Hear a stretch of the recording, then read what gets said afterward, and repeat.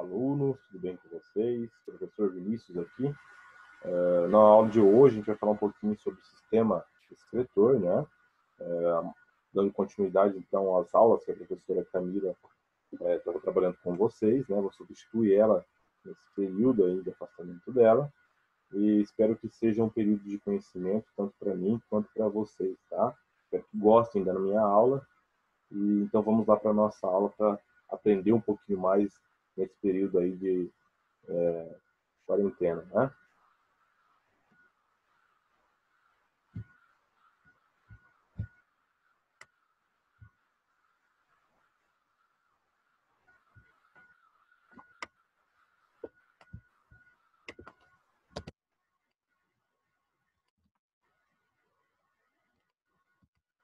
Bom, pessoal, então eu vou iniciar ali com a correção do tarefa mínima, né, que a professora deixou na última aula. Vou fazer a correção, né, lá do exercício número 5, tá? No processo de inspiração, o ar rico em oxigênio é filtrado, aquecido e umedecido pelas vias respiratórias, sendo levado aos pulmões. No pulmão, o oxigênio do ar inspirado entra na circulação sanguínea, o dióxido de carbono do sangue venoso é liberado nos alvéolos para que seja eliminado com o ar expirado. Tá? Então, a resposta certa dessa atividade ficaria a letra A. Tá? Correção, depois a PUC RJ, PUC do Rio de Janeiro, né? Os pulmões dos mamíferos não possuem capacidades de movimentos próprios. Assim, necessitam de movimentação de um músculo específico denominado diafragma. Identifica o mecanismo através do qual ocorre a entrada e a saída do ar dos pulmões. Tá? E quando o músculo cardíaco se contrai, o volume da caixa cardíaca está totalmente errado. Tá? Então, músculo cardíaco não tem nada a ver com o processo de respiração, né, troca gasosa. B, quando o diafragma se contrai, tá? Então ele vai se contrair, vai diminuir então a pressão interna, tá? Então quando o diafragma se contrai, o volume da caixa torácica diminui, aumentando a pressão interna pulmonar e forçando a entrada do ar nos pulmões, tá? Então está correta a letra B. C, quando o diafragma se contrai, o volume da caixa torácica aumenta, diminui a pressão interna pulmonar e forçando a entrada do ar nos pulmões. Tá? Letra D, os músculos intercostais se contraem, o volume da caixa torácica aumenta, provocando a expulsão do ar dos pulmões. Totalmente fácil. É errado, né? Quando o músculo peitoral se distende, o volume da caixa torácica diminui, promovendo a entrada de ar nos pulmões. Também é errado. Tá? Correção das atividades, né? Sobre o sistema respiratório, é correto afirmar que A, as trocas gasosas na superfície respiratória ocorrem por difusão. Tá? Verdadeiro. As trocas gasosas na superfície lá dos nossos alvéolos, tá? Ela acontece através de difusão, né? A mudança do sangue venoso para o sangue arterial acontece nos tecidos do animal. A hemoglobina tem maior afinidade com o CO2 do que com o O2, né, que é o oxigênio. E D, durante o processo de inspiração, o ar passa dos pulmões para o ambiente. Tá? Não, é o contrário, é durante o processo de expiração. Né? A hematose ocorre a passagem do sangue pelos brônquios. Tá? Ocorre a passagem, mas a hematose é a troca, né, gasosa que ocorre dentro dos nossos alvéolos. Fisiologia da excreção. Tá? Então, agora a gente vai falar um pouquinho sobre, vocês aprenderam na última aula um pouquinho da fisiologia da respiração, e agora a gente vai falar a respeito da fisiologia da excreção, né? Só que antes da gente falar do processo de excreção, a gente vai falar um pouquinho do processo de homeostase, tá? Dentro lá do texto, do livro texto de biologia de vocês, tá? Então, o processo de homeostase nada mais é que um processo no qual o nosso corpo mantém todas as reações químicas acontecendo, tá? De uma maneira com que, ora, a gente tem uma quantidade maior de nutrientes dentro da nossa célula e sais minerais, ora, esses sais minerais estão saindo para que tenha um controle osmótico, tá? O oxigênio consiga fluir pelos nossos vasos sanguíneos para que aconteça a troca do gás carbônico com oxigênio, tá? Que a glicose consiga entrar dentro das nossas células através do processo de gestão desses nutrientes e também quebra desses nutrientes para obtenção de energia, tá? Então, o processo de homeostase está relacionado com todas as reações químicas e físicas que estão acontecendo no nosso organismo neste momento. Se você está respirando, está vivo, quer dizer que todos os seus tecidos, todas as suas células, tá? Todos os seus sistemas estão em um processo de homeostase.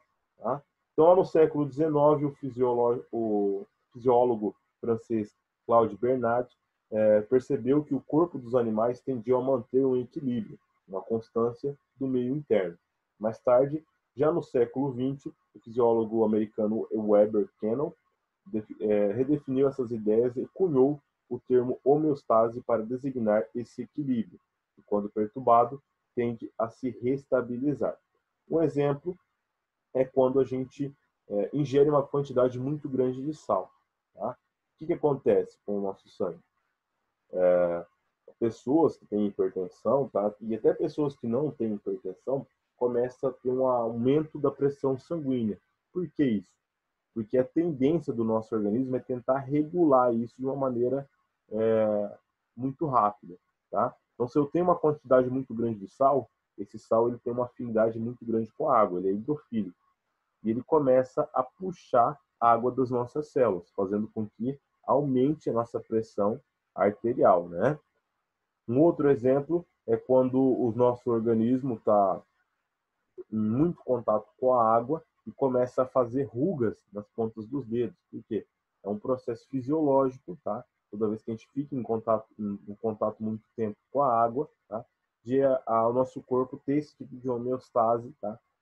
Não se sabe evolutivamente o porquê disso, mas existem alguns estudos dizendo que é para aumentar a área de contato com a superfície, né? Para a gente não ter tanto, não escorregar com facilidade em superfícies lisas quando a gente está em contato com a água, tá? Então, o nosso organismo está em constante homeostase, tá? Desde o processo de respiração até o processo de excreção, tá? Todo momento que a gente está vivo, tá quebrando nutrientes no nosso organismo, proteínas, carboidratos, a gente está gerando resíduos. E esses resíduos, tá? Eles são tóxicos para as nossas células. E ela tem que tirar esses resíduos de lá de alguma forma. Por quê? Se ela deixar lá, a célula vai morrer. Consequentemente, se uma célula morre, a outra morre. Logo, um tecido ele vai sucumbir, vai morrer. Esse tecido, consequentemente, vai levar o mau funcionamento de um órgão, que vai levar ao mau funcionamento de um sistema. Logo, o organismo não consegue mais sobreviver. Por isso que é muito importante essa homeostase, né? Essa troca, tá? De substâncias com o meio interno, com o meio externo, tá? E essas reações químicas acontecendo a todo momento dentro do nosso organismo, tá? E agora a gente vai falar um pouquinho sobre a fisiologia da excreção, né? A homeostase ela é conseguida pela ação conjunta de todos os sistemas do corpo, tá? Com exceção do sistema reprodutor. A pele, o tubo digestório, os rins, os órgãos de trocas gasosas são fundamentais na manutenção do equilíbrio dinâmico, sendo responsável pela absorção de nutrientes, trocas gasosas, eliminação de excretas e manutenção da temperatura, como eu falei para vocês, né? A eliminação das excretas nitrogenadas, substâncias tóxicas provenientes dos metabolismos celulares, é feita principalmente pelo excretor e será o foco principal deste capítulo que a gente vai estudar nesse momento, tá? Então, as substâncias nitrogenadas, principalmente, né, a urina que a gente libera no ambiente, para o ambiente externo, ela é uma substância tóxica e ela é provida devido à quebra, né, de algumas proteínas, né, de algumas bases nitrogenadas e algumas substâncias que possuem uma grande quantidade de nitrogênio. Então, excretas nitrogenadas. Então, a gente vai ter, dentro do reino animal, a gente vai ter 3 tipos diferentes de excretas nitrogenadas, tá? Então, a gente vai ter a amônia, a ureia e o ácido úrico, né? São excretas nitrogenadas provenientes principalmente da metabolização de aminoácidos, né? Que é a menor unidade funcional de uma proteína, e bases nitrogenadas no interior das células, né? Então, os nossos nucleotídeos também acabam passando por um processo de degradação, assim como as proteínas. Então, nos peixes, a gente vai ter a liberação da amônia, né? Em mamíferos e anfíbios adultos, né? No caso aqui, os girinos também liberam a amônia. Então, em mamíferos, anfíbios adultos e peixes cartilaginosos, como a raia, tubarão, tem como excreta a ureia. Em répteis e aves, tá? A maioria dos répteis e todas as aves, tá? A gente vai ter como excreção o ácido úrico, tá? E agora a gente vai falar um pouquinho a respeito dessas substâncias nitrogenadas, né? Então, a amônia é excreta produzida então pelas células de alguns animais aquáticos, como os peixes, ossos e as larvas de anfíbios, os girinos. Por ser bastante tóxica, não pode se acumular no organismo, havendo a necessidade de eliminá-la rapidamente do corpo. Por ser muito tóxica, então a amônia precisa ser diluída, implicando a necessidade de grande quantidade de água. Tá? Portanto, apenas esses animais, esses organismos vivos em ambientes aquáticos que conseguem fazer esse tipo de excreção. Né? Para um animal, por exemplo, que vive no deserto, já fica mais difícil fazer essa excreção na forma de amônia. Por quê? Porque a obtenção de água é pouca, consequentemente, ele não ia conseguir fazer a diluição e essa substância ela ia intoxicar o seu corpo com uma grande facilidade. Né? Depois a gente vai ter a ureia, né, que é o principal excreto nitrogenado dos peixes cartilaginosos, anfíbios adultos e mamíferos. No corpo desses animais, a amônia produzida pelas células, ao passar pelo fígado, é transformada em uma substância menos tóxica, a ureia, tá? Que pode ficar acumulada por mais tempo em maior concentração no corpo. Essas características possibilitam a eliminação eventuais com a necessidade de volume menor de água do que aquele necessário para a diluição da amônia. Tá? Então, a gente não precisa de uma diluição muito grande. Por quê? Porque quando ela é metabolizada pelo nosso fígado, né, ela passa de ureia, tá, para uma outra substância, tá, menos tóxica, a ureia. Tá? Então, a amônia produzida, então, ela não se transforma em outro tipo de coisa. Então, a amônia produzida lá pelas nossas células, né, ela vai ser metabolizada pelo nosso fígado e vai se transformar em ureia, né? E essa ureia é que vai ser secretada. Ela não precisa ser diluída como a amônia é diluída na água, para que ela não se torne tão tóxica assim. Então, a gente consegue armazenar ela em um período longo de tempo, né? E também não acabar causando danos ao nosso organismo, né? E agora a gente vai falar um pouquinho sobre o ácido úrico, né? Então, o ácido úrico é a excreta nitrogenada menos tóxica e pode ser acumulada sem a necessidade de grande diluição. A urina é pastosa e eliminada junto com as fezes, né? Então, répteis e aves apresentam essa forma de eliminação de excretas, tá? Por quê, professor? Porque ela não precisa de uma grande quantidade de água, né? O sistema excretor dos répteis e das aves já eliminam isso junto das fezes. Então, não necessita de uma grande quantidade de água para diluir essa substância. Por quê? Porque ela já é menos tóxica, né? Então, grupos de animais e suas excretas. Então, de acordo com a excreta nitrogenada eliminada, os animais são classificados em 3 grupos. Então, a gente vai ter os aminotélicos, tá? Que secretam predominantemente a amônia, os urotélicos, tá? Que excretam predominantemente a ureia, e os uritélicos, que excretam predominantemente o ácido úrico, tá?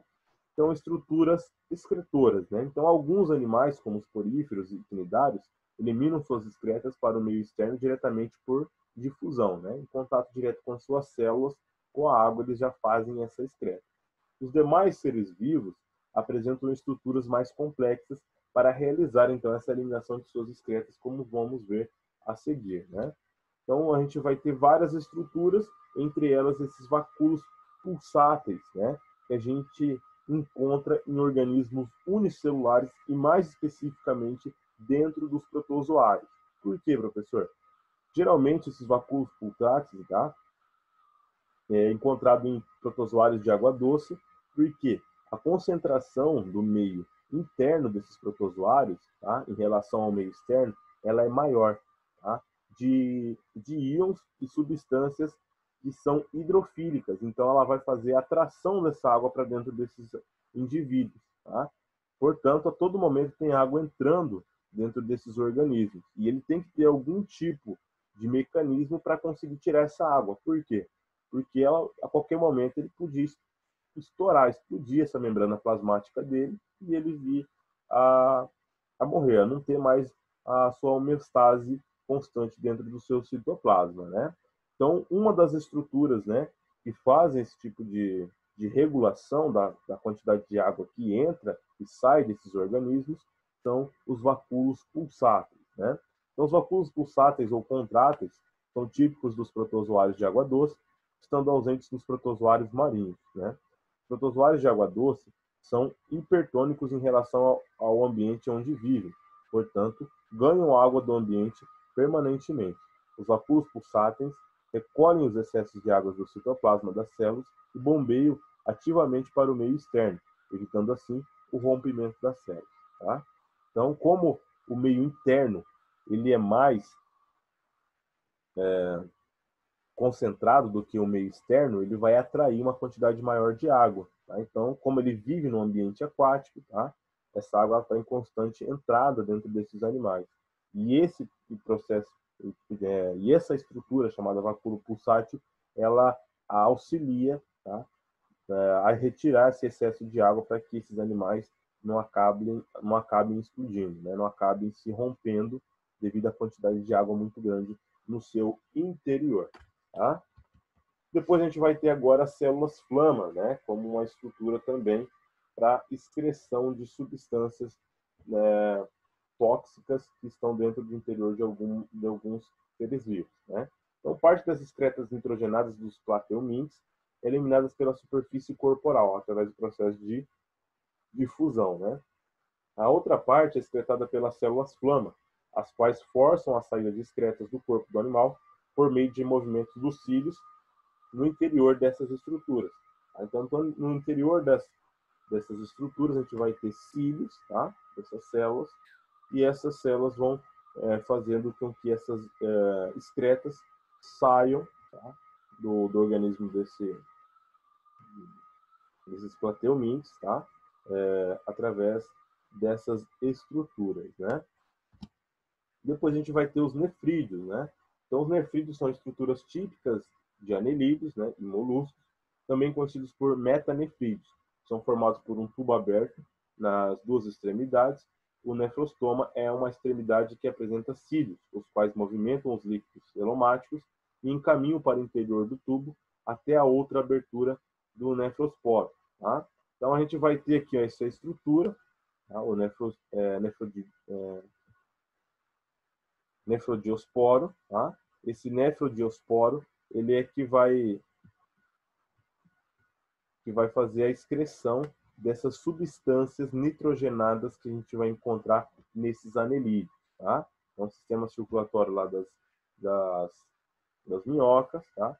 Vai fazer ali o processo de difusão facilitado dentro desse sistema circulatório e depois essas excretas serão eliminadas pelo nefridiosporo, tá?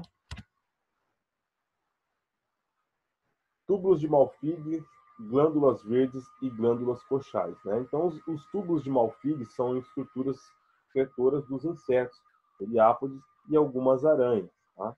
Então, constituem, então, em pequenos tubos com fundo cego, fechados nas extremidades, e que retiram as excretas da hemolinfa, líquido equivalente ao sangue desses organismos, né? E envia para o tubo digestório. As excretas são tão eliminadas do corpo dos animais misturadas às fezes. Então, uma forma desses insetos, desses artrópodes, né? Não só os insetos, como os miriápodes e algumas aranhas, de retirar então essas excretas é através desses túbulos de Malpighi, tá?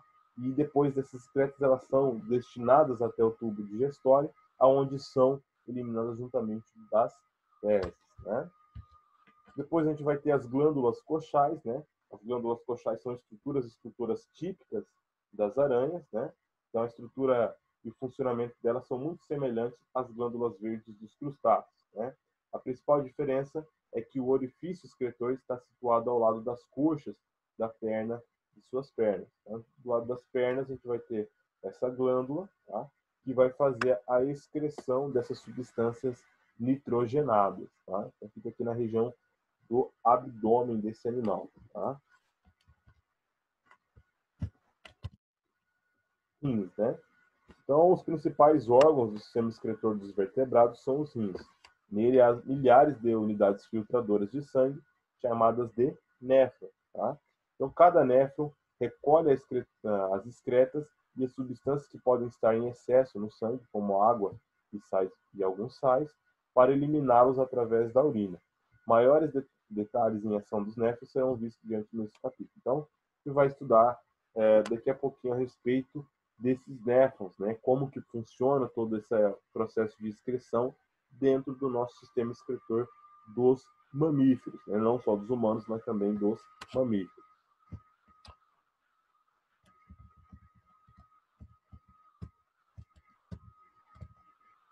Então, lá no para saber mais, tá? Ele traz para a gente aqui um processo de osmorregulação dos peixes, né? Por quê? Porque os peixes de água doce são hipertônicos se comparados ao meio onde vivem, assim como também os protozoários que a gente viu lá na nossa parte de estruturas excretoras, né? E assim, os peixes também têm que ter algum sistema de excreção para que essa água saia, né? Então, em relação ao ambiente que vive, essa condição possibilita a entrada de água por osmose, através da superfície do seu corpo. O excesso de água precisa ser eliminado do corpo, o que ocorre com a liberação de uma urina volumosa e bem diluída, tá? Então, com a urina também são eliminados sais minerais que devem ser repostos pelo peixe a fim de manter sua homeostase. Tais minerais são ativamente absorvidos por esses animais através das brânquias, tá? Então, além das brânquias fazerem a absorção do oxigênio, elas também conseguem fazer a absorção de sais minerais. Por quê? Porque esses animais, eles acabam perdendo uma grande quantidade junto da urina. Por quê? Porque eles têm que excretar a quantidade de água que acabam entrando pelo processo de difusão. E quando essa água ela entra pelo processo de difusão, ela tem que ser eliminada, e quando ela é eliminada, ela acaba, esses animais acabam perdendo sais minerais, né? E esses minerais, então, eles podem ser absorvidos também pelas brânquias dele, além também do oxigênio, né? E os peixes de água salgada, por outro lado, são hipotônicos, ou seja, em relação ao ambiente onde vivem, eles são menos concentrados de sais. Assim, perdem água por osmose através da superfície do seu corpo. Então, a gestão de água do mar para a manutenção do equilíbrio hídrico aumenta a concentração de sais do corpo, os quais são eliminados ativamente por meio das brânquias. A urina nesses animais é bastante concentrada. Então, a gente tem uma diferença fisiológica entre os peixes de água doce e os de água salgada, né? Por isso que a gente não vê uma grande quantidade de animais indo em direção, por exemplo, animais de água salgada que vivem em ambientes de água doce, ou peixes de água doce vivendo em ambientes de água salgada, tá? Geralmente ali na região do mangue, tá? Onde também tem um encontro de rios com o mar, a gente vê alguns tubarões, né, que acabam subindo juntamente com a pororoca, mas não é o ambiente onde ele vive, ele apenas sobe e depois volta para o ambiente que é o mar, porque lá ele tem a sua homeostase no seu corpo, tá? Porque a troca de sais minerais e de água é totalmente diferente de animais de água doce, por exemplo, tá? Sistema urinário humano, né? Então, o sistema urinário humano ele é composto de dois rins, né? Cada um deles parte de um tubo chamado de ureter que leva a urina formada a bexiga urinária, tá? Então, da bexiga a urina é eliminada para o meio externo por meio da uretra, tá? Então, a gente vai ter os dois rins, depois a gente tem os ureteres, tá? Os ureteres vão levar a urina até a bexiga, e da bexiga a urina sai pela uretra, tá? Então, esse é o sistema urinário humano, tá? E agora a gente vai estudar um pouquinho sobre os rins, tá? Que é um órgão do nosso sistema urinário, tá? Então, o rim apresenta duas regiões principais. O córtex, que fica na região mais externa, então a gente pode ver aqui, e a medula, né? A parte mais interna do nosso rim. No interior da medula renal encontram-se as pirâmides renais, que são essas partes aqui, tá? Essa aqui é uma pirâmide renal, tá? Porque tem formato triangular, tá? Por isso colocaram o nome de pirâmide renal. Entre as pirâmides estão as colunas renais, tá? E são esses risquinhos que a gente está vendo aqui, que são extensões do córtex. Observe na imagem ao lado que apresentam a mesma cor. Tá? Então, tanto o córtex quanto a coluna renal apresentam a mesma cor. Tá? A urina formada nos rins é encaminhada a um tubo afunilado, a pelve renal, e desemboca no ureter. Então, aqui a gente vai ter uma quantidade muito grande de vasos sanguíneos que estão passando muito próximos, tá, da medula renal, aonde vai fazer a absorção, aonde também se encontram as nossas unidades renais, chamadas de néfron, tá? E ali é que vai acontecer a troca, tá, de substâncias, como a ureia, tá, que é armazenada na forma de urina, depois aqui ela é levada até os ureteres, que vai ser armazenada na bexiga, tá?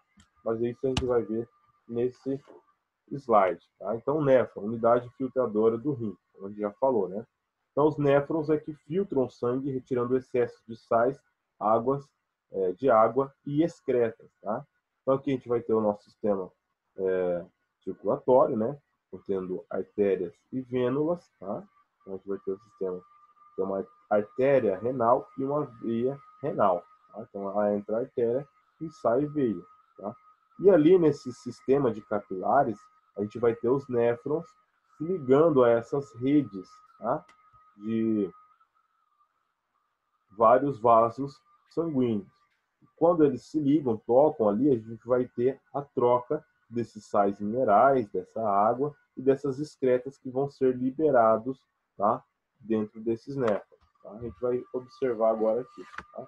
Então, o sangue entra nos rins pelas artérias renais, se ramifica em várias vezes, tornando-se menores até formarem as arteríolas aferentes.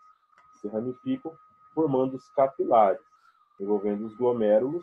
Os vasos capilares do glomérulo se unem e formam a arteríola aferente, que se separa em capilares novamente e se prolonga ao redor dos túbulos do néfron, formando os capilares peritubulares, tá? Ao redor dos túbulos. Esses vasos se unem até formar as veias renais que enviam sangue de volta ao coração. Tá? Então aqui a gente tem um sistema circulatório, tá? Está passando pelos nossos néfrons, aonde vai acontecer o processo de filtragem desse sangue, né? Aqui a gente tem o néfron, tá? Arteríola aferente, tá? Arteríola eferente, tá? Então a gente vai ter vários capilares, onde vai acontecer ali, através da cápsula glomerular, tá? As trocas dessas substâncias, excretas, sais e água. Tá? Depois a gente vai ter ali o filtrado glomerular, tá? Túbulo contorcido, onde vai ter a perda de água, então a água vai sair por aqui, para não ter uma excreção muito grande de água. Tá? Depois a gente vai ter o córtex da medula, também ali vai ter uma extração de água, alça e lente, tá? Isso tudo aqui dentro do néfron, tá? Depois a gente vai ter o túbulo contorcido distal, também vai ter a perda de água, tá? Depois a gente vai ter o hormônio antidiurético atuando aqui dentro dessa região, tá? O ADH, que a gente vai falar daqui a pouquinho. Depois a gente vai ter aqui a entrada de íons, como cálcio e hidrogênio, também aqui o hormônio antidiurético, tá? E depois a gente vai ter o túbulo coletor e no final a urina, né? Então a reabsorção de substância ao longo do tubo do néfron e túbulo coletor, tá? Então geralmente existe a reabsorção de água, principalmente, e de sais minerais, tá? Que a gente não acaba excretando totalmente aquilo que a gente coleta dentro da região glomerular, né? Dentro das cápsulas glomerulares, tá? Hormônios, né? Então, dois hormônios agem aumentando ou diminuindo a reabsorção de determinadas substâncias ao longo dos túbulos do néfron e do túbulo coletor. Tá? Então, a gente vai ter a aldosterona e o antidiurético. Tá? São dois tipos de hormônios que atuam nos nossos rins, aumentando ou diminuindo essa reabsorção de substâncias. Tá? Então, a aldosterona, né? Então, a aldosterona ela age no túbulo contrassudo distal e no túbulo coletor, aumentando então a reabsorção do sódio, tá? Do íon sódio e do íon cloro. E a secreção de cálcio, e a secreção de potássio, tá? A maior reabsorção dos dois primeiros íons leva a maior reabsorção de água por meio de osmose, reduzindo o volume da urina formado. A eliminação do íon potássio é fundamental, pois seu excesso no sangue pode causar sérias alterações no ritmo cardíaco, podendo levar à parada cardíaca. Então, o potássio ele é bom dentro das células musculares, mas quando ele está em grande concentração na corrente sanguínea, ele pode levar os batimentos cardíacos. Tá? Então, aqui a gente tem a aldosterona, né, provocando ali o processo de absorção dos íons sódio e cloro e a secreção do íon potássio. Tá? O hormônio ADH, hormônio antidiurético, né? Então ele age no final do túbulo contorcido distal e ao longo do túbulo coletor, aumentando a reabsorção de sais de água nesses locais.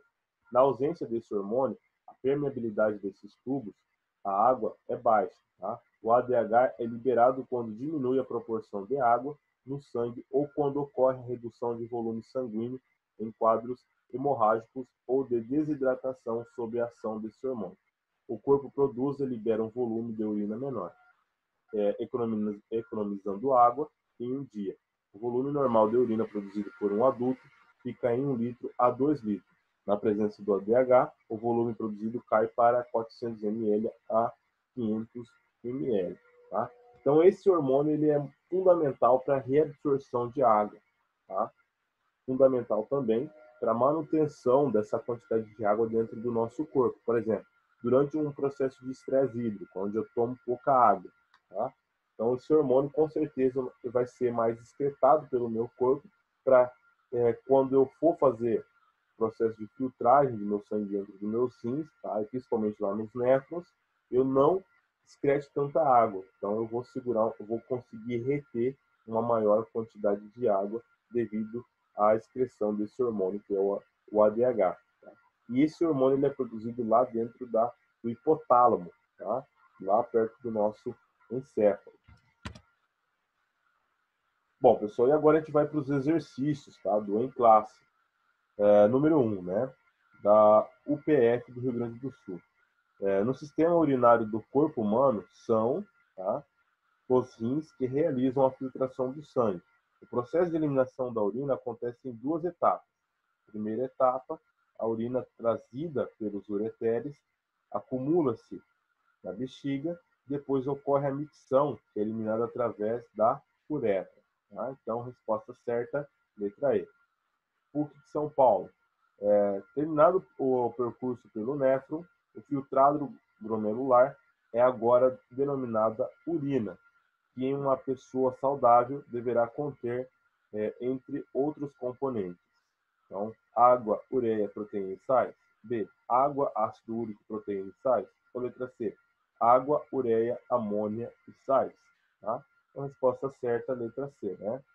Ureia, letra D, glicose, ureia, ácido úrico e amônia. Então, ele está perguntando uma pessoa normal, né? Então, a gente não pode ter a glicose, com açúcar, e geralmente pessoas com diabetes que acabam tendo micção juntamente de glicose, tá? Então, resposta certa no número 2, letra C, tá? E agora eu vou deixar para vocês o em casa, tá? Tarefa mínima lá. Consulte o livro texto 3, caderno de exercício 3, tá? E leia o resumo da aula e façam os exercícios 7, 8, 10 e 12 do capítulo 16. Beleza, pessoal? Nossa aula vai ficando por aqui, tá? Tenha um ótimo dia, uma ótima aula que vocês estão tendo aí no momento. Tá? Grande abraço e até a nossa próxima aula.